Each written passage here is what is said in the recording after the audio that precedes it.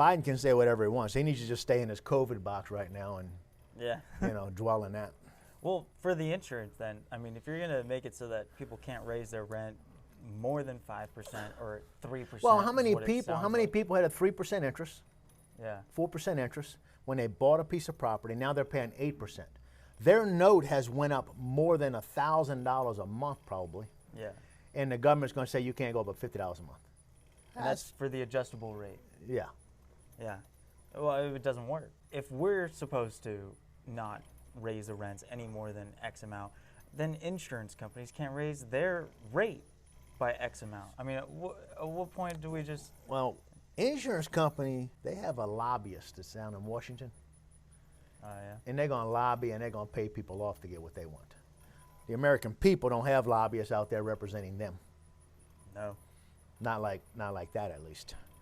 Where they throw in tons and tons of money at these politicians to get them to vote a certain way.